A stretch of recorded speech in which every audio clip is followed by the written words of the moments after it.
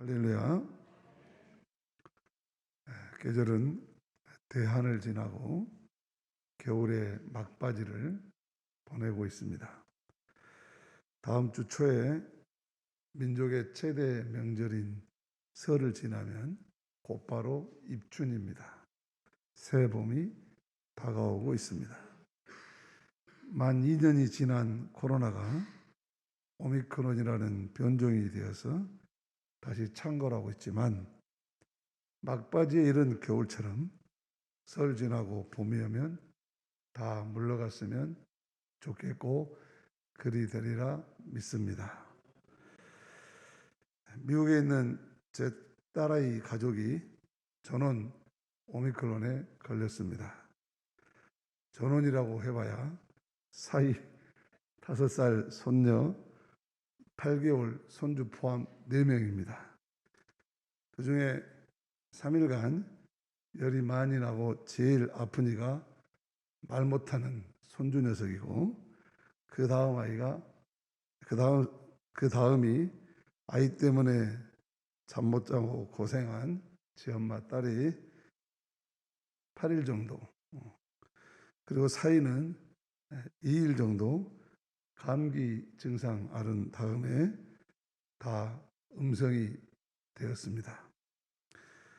그런데 예방 접종하지도 않고 마지막까지 잘 버틴 손녀딸은 식구들 다 낳은 다음에 바통을 이어서 양성이 나왔습니다. 그런데 무증상이어서 약 먹지 않고 잘 놉니다. 어디 아파 그랬더니 괜찮아요 그럽니다. 후유증은 다른 사람은 없고 아이 엄마만 후각과 미각이 약간 둔해졌는데 차츰 돌아오고 있답니다. 셀럽탕을 끓여서 딸에게 줬는데 딸이 한 숟가락 먹더니 엄마를 쳐다보면서 엄마 너무 짜요. 그리고 먹지를 않더랍니다. 미국은 자가격리나 강제 수용이 없고 워낙 환자가 많아서 병원에 가는 것이 더 불편하고 위험하기 때문에 집에서 타이레놀만 먹고 자가 치료를 하라고 했답니다. PCR 검사도 콧구멍 쑤신 다음에 3일이 지나야 그 검사 결과가 나옵니다. 이런 체험을 통해서 알게 된 것은 우리나라 K 방역이 세계 최고다 하는 것입니다. 지금 일각에서는 이 정부가 K 방역을 잘했네 못했네 그러지만 우리가 조그만 눈을 떠서 세계를 돌아보면 세계 제일 잘하고 있는 나라인 것을 금방 알 수 있습니다. 그리고 코로나가 변이를 거듭할수록 전염은 빠르지만 증상은 약해져서 이제 얼마 안 있으면 다 사라지겠구나 하는 예감을 갖게 됩니다. 하나 더 보탠다면 인간의 면역력과 생존력이라고 하는 것이 그리 쉽게 무너지지 않도록 하나님께서 참 잘 만들어 주셨구나 하는 것입니다. 끊임없이 바이러스가 숙주인 인간을 공격했지만 인간은 또한 그 바이러스를 받아들여서 소화시켜서 끊임없이 퇴치할 수 있는 능력을 갖도록 하나님이 만드셨다고 하는 것을 우리가 봅니다. 바이러스는 원래 약이 없습니다. 그 증상만 잡는 것이죠. 결국은 숙주인 인간이 얼마나 건강하고 얼마나 생명력 있고 자신감 있느냐에 따라서 견디냐에 따라서 퇴치되게 돼 있는데 아무리 위험한 바이러스도 건강한 숙주는 결코 이기지를 못합니다. 그래야 저도 살 거 아닙니까? 그래서 얼마나 하나님께서 반드시 이 게임은 오징어 게임이 아니라 반드시 이기는 게임이다 하는 것입니다. 이제 우리나라도 오미크론이 우세종이 되고 치료제가 상용되면 방역 수칙도 실용적으로 완화될 수밖에 없을 것이라는 그런 조심스러운 예측도 해봅니다. 그래서 금년 부활주일 이후로는 모든 교회 사역도 회복될 것이라 믿어봅니다. 이런 희망을 가지고 아직은 여전히 방심할 수 없고 피로감이 쌓여가지만 조금만 더 잘 지혜롭게 견뎌서 더 나은 일상을 회복할 수 있도록 해야 하겠습니다. 너무 두려워할 것도 없고 그렇다고 너무 방심할 것도 없다 하는 말씀을 드리기 위해서 제 딸 경험 이야기를 여러분들에게 말씀드렸습니다. 너무 두려워하고 떨고 쫄지 마시고 걸리면 걸린갑다 이런 생각을 하시되 그래도 걸리면 불편해지니까 조심하면서 잘 이 시기를 지나가야 하겠습니다. 오늘 말씀은 지난주에 이어서 하나님 나라에 대해서 계속되는 이야기죠. 예수님은 하나님의 나라는 겨자씨와 누룩과 같다고 하셨습니다. 하나님의 나라는 육안으로는 잘 보이지 않는 겨자씨와 누룩처럼 감추어져 있다는 하나님 나라의 은닉성, 그러나 서서히 자라고 반드시 변화시키고 만다는 점징성, 그리고 겨자나무가 크게 자라고 밀가루 반죽이 부풀어 오는 것처럼 하나님 나라는 안 이루어지는 것이 아니라 반드시 이루어지고 만다는 필연성을 예수님께서는 강조하셨죠.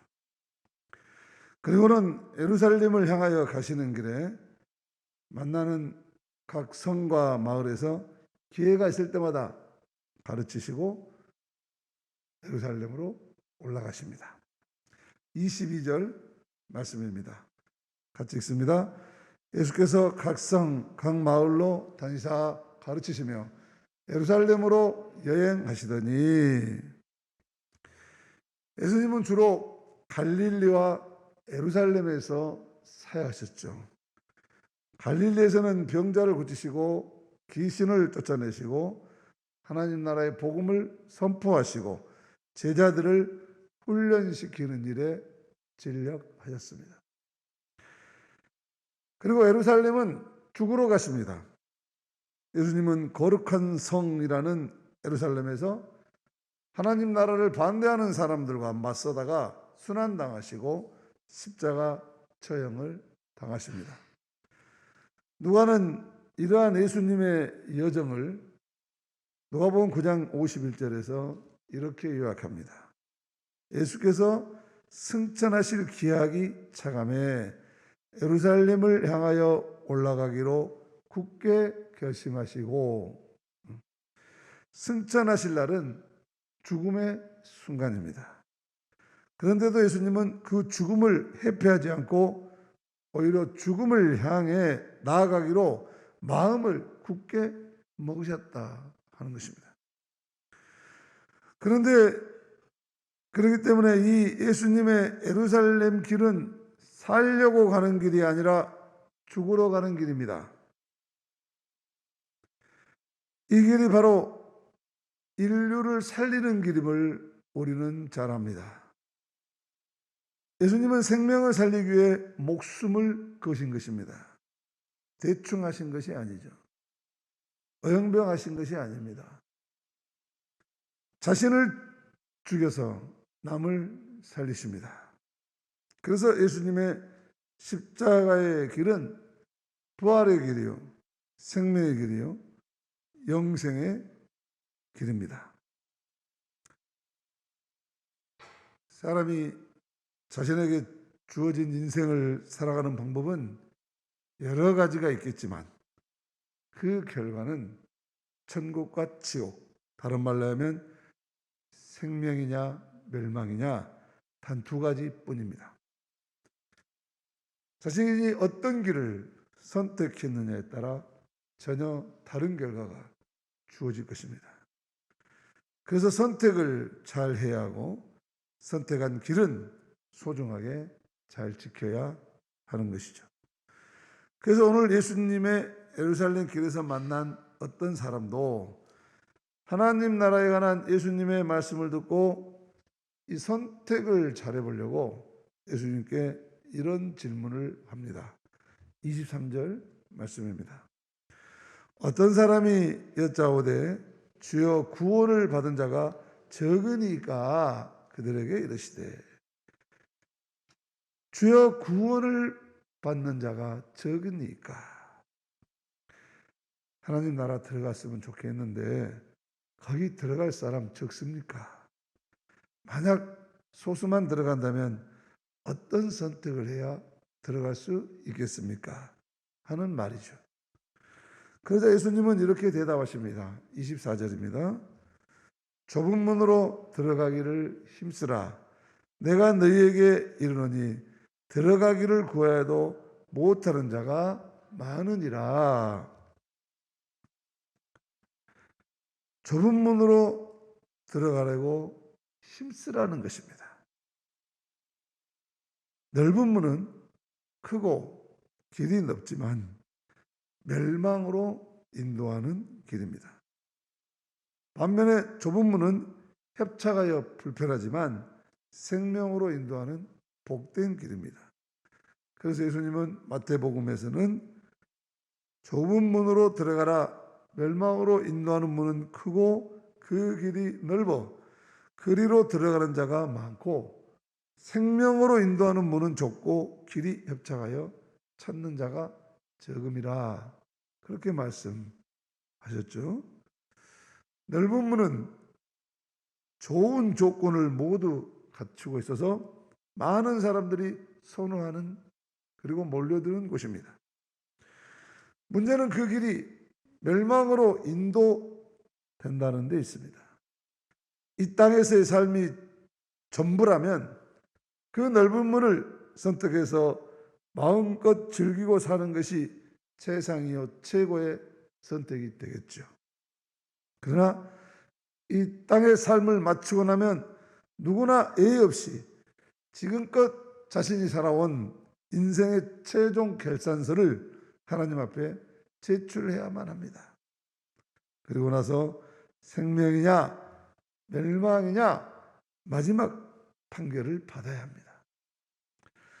이 멸망에 해당하는 헬라어 아폴레이아라는 단어는 허비, 탕진, 소멸, 그런 뜻입니다.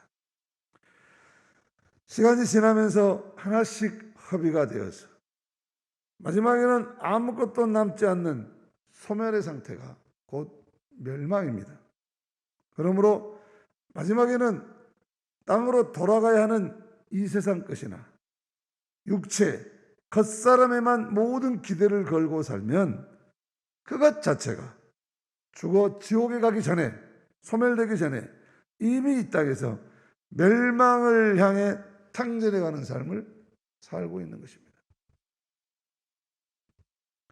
반대로 생명은 헬라어로 조에라는 말인데, 여기서 조이, 기쁨이라는 말이 나왔죠. 이 생명의 핵심은 기쁘고 감격스러운 것이라는 것입니다. 어린아이가 태어났을 때 얼마나 고통 가운데 어머니가 상고의 진통을 겪었지만 그 모든 걸 싹 잊어버리고 싹 앗아가는 기쁨이 더 큰 것 아닙니까?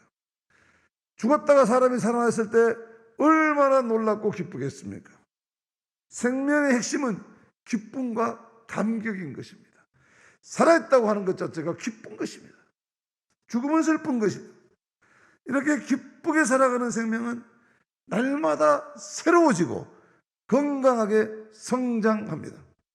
그래서 좁은 문을 통해서 들어서게 되는 이 생명의 길은 거기 구원의 기쁨이 있습니다. 그리고 날마다 새로워지는 자기 성장의 즐거움이 있다고 하는 것입니다. 그래서 이 구원과 성장의 기쁨이 인생의 가장 행복한 삶이라는 것이죠.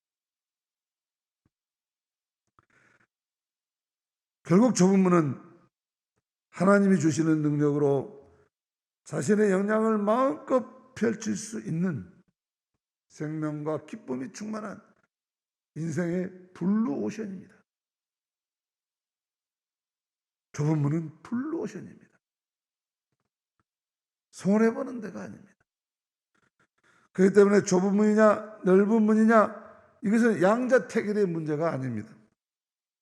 생명을 원하는 사람에게는 좁은 문 외에 다른 대안이 있을 수 없습니다.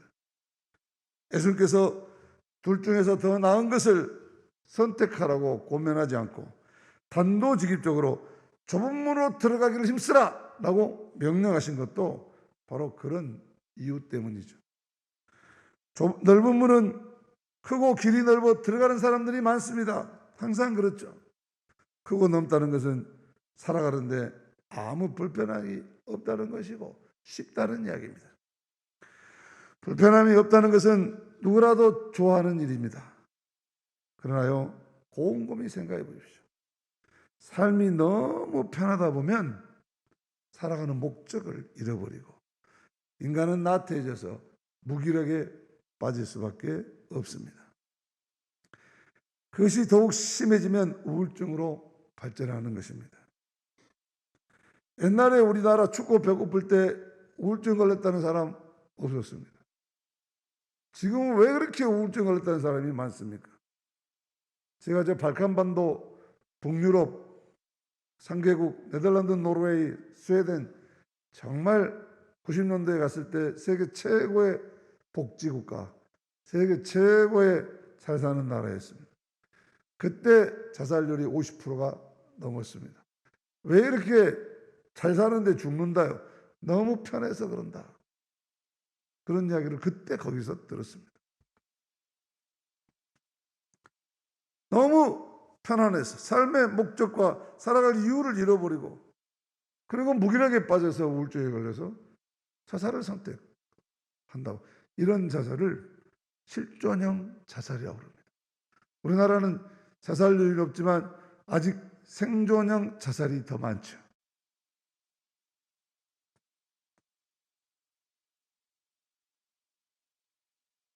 이 편안함은요, 그렇기 때문에 절대로 오래 지속되지 않습니다.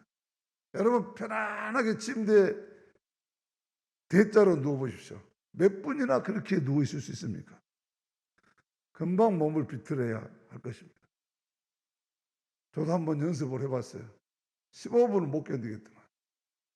사람은 너무 편안해도 견딜 수가 없는 겁니다.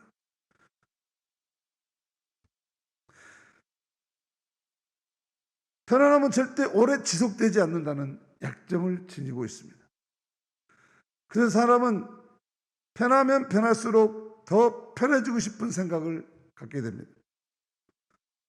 아무리 편해도 그 편안함에 익숙해져서 적응되면 이제는 그것이 편안한 것인지 아닌지 편안함 자체를 잊어버리게 됩니다. 물론 지금 고생하는 사람들은 그림에 똑같이 들릴지 모르지만 지금 천만다행으로 생각하시라는 말입니다. 왜? 편안함이라는 것은 이렇게 한계가 있다는 것입니다. 더 나은 편안함이 주어지지 않으면 만족을 느끼지 못하게 되어 있습니다. 자동차만 봐도 알 수 있습니다. 차를 사면 오래되지 않아서 과거 걸어다니고 버스 타고 다녔던 시절 잊어버립니다. 그리고 더 편한 새 차를 타고 싶어 합니다. 지금 편안함이 다시 불편함으로 뒤바뀌는 이상한 일이 생기는 것이죠. 그래서 더 나은 차, 더 편안한 집을 마련하려고 애를 씁니다. 결국 더 넓은 문을 더 편하고 더 좋은 것을 차지하려다 보니까 삶이 치열한 경쟁이 되고 헛개비를 쫓아가는 것처럼 헐떡거리고 살아갑니다. 더 하면 마치 바다에 소금물을 마시는 것처럼 더 갈망하면서 만족을 모르는 불행한 레드오션의 인생이 되고 마는 것이죠. 그런데 좁은 문으로 들어가려면 마지막까지 내다볼 수 있는 안목이 있어야 합니다. 당장 눈앞에 이익만을 추구하는 좁은 시야가 아니라 하나님 앞에서 최종적으로 얻게 될 마지막 결론에 주목해야 합니다. 하루살이 인생관이 아니라 영혼을 사모하는 하나님 나라의 인생관으로 무장한 사람은 지금 비록 좁은 길이고 고단하고 험한 길이라도 왠지 그 길에 힘이 생기고, 왠지 거기에 기쁨이 있고, 왠지 거기에 날마다 성장하고, 왠지 거기에 날마다 보람과 가치가 만들어지는 날마다 재미있는 삶을 사는 것입니다. 그래서 가난하고 배고파도 서로 나누고 서로 위로하고 서로 섬기고 살면 그것이 진정한 인생의 기쁨이지, 침대에 대자로 누워서 잔다고 진정한 인생의 기쁨이 아니다 하는 이야기입니다. 그래서 예수님은 좁은 문으로 들어가려고 힘써라, 애써라, 그렇게 말씀하십니다. 그래야 천국에 이를 수 있다, 그런 말씀이죠. 이와 관련해서 예수님은 누가복음 16장에서 재미있는 이야기를 들려주시죠. 부자와 거지 나사로 이야기입니다. 호화로운 저택에서 날마다 최고의 옷과 음식으로 저 혼자만 즐기는 부자가 있습니다. 그런데 그 집 대문 앞에는 노숙자로 버려진 채 굶주려 병까지 든 거지 나사로가 살고 있습니다. 이 두 사람은 대문 하나를 사이에 두고 가까이 있지만 서로 단절된 채 지내고 있습니다. 소위 양극화 현상입니다. 부자와 거지, 이 두 계층 사이의 양극화는 소통의 부재를 뜻합니다. 부자와 거지 사이 말 한마디 건네는 대화조차 없는 아주 꽉 막힌 단절의 사이입니다. 거지가 부자의 밥상에 앉는다든지 부자가 거지의 삶에 참여한다든지 있을 수가 없습니다. 우리나라의 스카이 출신들과 우리나라의 가난한 사람들이 함께 식탁에 앉기가 어려운 것과 마찬가지입니다.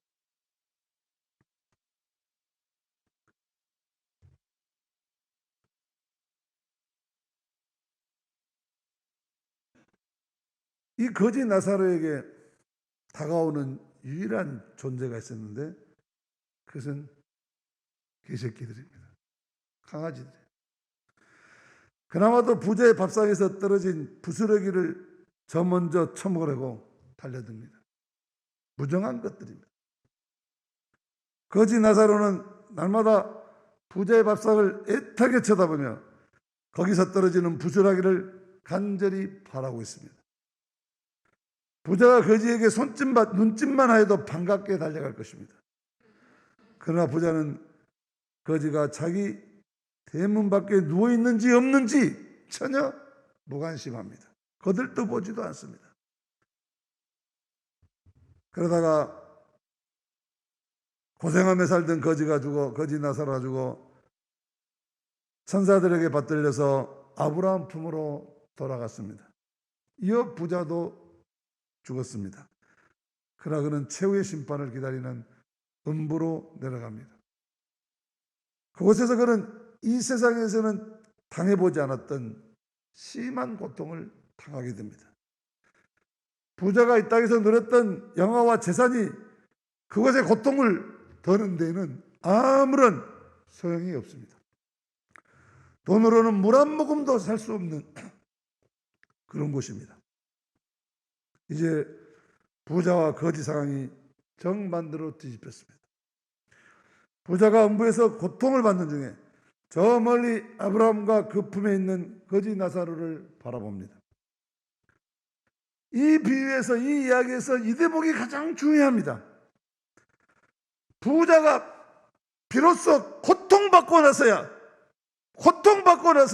비로소 이웃에게 관심을 갖게 됐다고 하는 사실입니다. 평소에 관심을 가졌으면 얼마나 좋았을 것이죠. 자신이 병들고 자신이 아프고 자신이 고통받고 나서야 고통받는 이웃이 눈에 들어왔다는 것입니다. 부자 자신에게 아쉬운 일이 전혀 없을 때는 나사로의 존재에 대해서 무관심했는데 이제 물 한 모금조차 먹을 수 없는 상황이 되니까 그는 이제야 비로소 나사로의 존재를 인식하기 시작했다고 하는 것입니다. 이뿐만 아니라 이제 부자는 거지에게 부탁하고 애원하는 처지가 되었습니다. 그래서 나사로에게 손가락 끝에 물을 찍어 내 혀를 좀 적시게 해달라 애절하게 애원합니다. 그러나 거지 나사로가 아니라 나사로를 품고 있는 아브라함이 나서서 이 부탁을 거절합니다. 이미 기회가 지나갔다는 것입니다. 세상 사는 동안에 더불어 나눌 수 있는 기회가 있었는데 그 기회를 잊어버렸다는 것입니다. 네가 잘 나갈 때 남 도울 수 있는 기회가 있었는데 너는 그 기회를 놓쳤다는 것입니다. 더욱이 너와 나사로 사이에는 큰 구덩이가 놓여 있어서 이곳에서 가고 싶어도 그곳으로 건너갈 수가 없고 그곳에서 이곳으로 오고 싶어도 건너갈 수가 없으니 어찌하냐고 말합니다. 도저히 기회를 회복할 수 있는 기회조차 없다고 하는 것입니다. 예수님은 이 말씀에서 부자란 자기중심적인 생활 방식과 이웃에 대한 무관심, 저 혼자서만 후합판을 즐기는 사람을 상징적으로 말하고 있습니다. 이웃에 대한 무관심, 무지함이 결국 사회의 양극화를 낳게 된다는 것을 지적한 것입니다. 그런데 큰 고통 속에서 부자는 이제야 비로소 나사로의 존재를 알게 됐습니다. 그리고 그에게 물 한 모금 얻어 마시려 합니다. 역지사지의 지혜가 진작에 아쉬운 부분입니다. 이 나라가 이 이야기를 심각하게 듣지 않으면 이 나라의 부자들은 이렇게 되고 말 것입니다. 그래서 두렵습니다. 이 양극화가 심한 이 사회를 지금 고치지 않으면, 지금 다시 성경으로 돌아가서 이 말씀을 듣고 회개하고 다시 복지국가로 나아가지 않으면 자기들의 니그, 잘 사는 사람의 니그만 계속하겠다는 사람들이 정권을 잡으면 이런 결과를 가져오게 되고 말 것입니다. 특별히 이야기는 구원받을 기회가 있을 때 그 기회를 놓쳐서는 안 된다는 이야기입니다. 그래서 예수님은 이렇게 말씀하십니다. 25절입니다. 집주인이 일어나 문을 한번 닫은 후에 너희가 밖에 서서 문을 두드리며 주여 열어주소서 하면 그가 대답하여 이르되 나는 너희가 어디에서 온 자인지 알지 못하노라 하리니 천국의 문이 닫힌 소위 골든 타임, 천국의 문이 닫히는 이 골든 다니기 전에 남아있는 이 골든 타임을 놓치지 말라는 것입니다. 세월호가 침몰했을 때 국민들이 분노했습니다. 학생들에게 뛰쳐나오라고 말만 했어도 골든 타임을 놓치지 않았을 것인데 가만히 있으라 해가지고 그 골든 타임을 다 놓쳤다는 것입니다. 그러나 예수님은 말씀하십니다. 지금 뛰쳐나오라는 것입니다. 지금 좁은 길로 가라는 것입니다. 구원받을 골든타임을 놓치지 말라는 것입니다. 지금 이 땅에 사는 동안 하나님 나라로 탈출할 출구 전략을 가지고 살라는 것입니다. 그 출구 전략이 바로 좁은 문으로 들어가려고 애쓰는 것입니다. 좁은 문은 예수님 자신입니다. 요한복음 10장 9절에 내가 문이니 누구든지 나로 말미암아 들어가면 구원을 얻고 또는 들어가며 나오며 꼴을 얻으리라 그렇게 말했습니다. 이 문은 믿음으로만 들어갈 수 있는 문, 선택된 사람들만 들어갈 수 있는 문, 구원받기로 작정된 자들만이 들어갈 수 있는 생명의 문입니다. 예수 그리스도로 말미암은 자들이 들어갈 수 있는 문이죠. 예수님은 이 좁은 문으로 들어가기를 힘쓰라. 아고니제스데 이 말은 힘쓰라. 아고니제스데 이 말은 격투장에서 전력 살아남으려고 전력 투구를 하는 모습입니다. 교회를 다녀도 주일은 예배를 드리러 교회 가는 날이지 머리로만 이해하면 넓은 길입니다. 주일을 지키려고 전력 투구해야 좁은 길입니다. 그의 나라와 교회를 구해야 한다고 생각하는 것은 넓은 길입니다.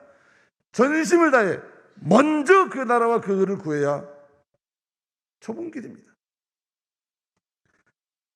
충성하는 것은 넓은 길입니다. 죽기까지 충성하는 것이 좁은 길입니다. 요한의 아들 시몬아, 내가 이 사람들보다 나를 사랑하느냐? 넓은 길입니다. 요한의 아들 시몬아, 내가 이 사람들보다 나를 더 사랑하느냐가 좁은 길입니다. 사람 앞에서 주를 부인하는 것은 넓은 길입니다. 사람 앞에서 목숨을 걸고 주를 시인하는 것이 좁은 길입니다. 대세 앞에서 신앙을 저버리는 것은 넓은 길입니다. 대세 앞에서 신앙을 선택하는 것이 좁은 길입니다. 하나님을 삶의 수단으로 삼는 것은 넓은 길입니다. 하나님을 삶의 목적으로 삼는 것이 좁은 길입니다. 결국 좁은 문으로 들어가는 것은 예수님께서 명령하신 십자가를 지고 사는 삶입니다. 예수님은 누구든지 나를 따라오려거든 자기를 부인하고 자기 십자가를 지고 나를 따를 것이라 하셨습니다. 예수를 따르려면 두 가지가 선결되어야 한다는 것입니다. 곧 자기를 부인하는 것과 자기 십자가를 지는 것입니다. 자기를 부인하는 것은 개인적인 욕심 앞세우지 말고 하나님의 나라를 먼저 구하는 하나님 중심의 삶입니다.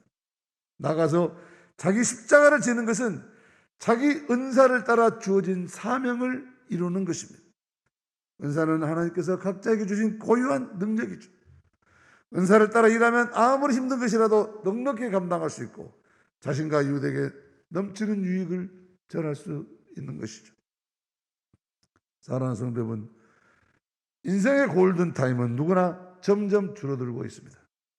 하루하루가 지날수록 우리가 빠져나갈 수 있는 시간은 사라지고 있습니다. 한 번 구원의 문이 닫히면 다시는 열리지 않을 것이기 때문입니다. 그러나 다행히 예수님은 오늘 말씀을 마치시면서 나중된 자로서 먼저 될 자가 있고 먼저 된 자로서 나중될 자도 있다고 하십니다. 늦었다고 생각할 때가 가장 빠를 때입니다. 더 이상 골든타임을 놓치지 않고 좁은 문으로 들어서야 하겠습니다.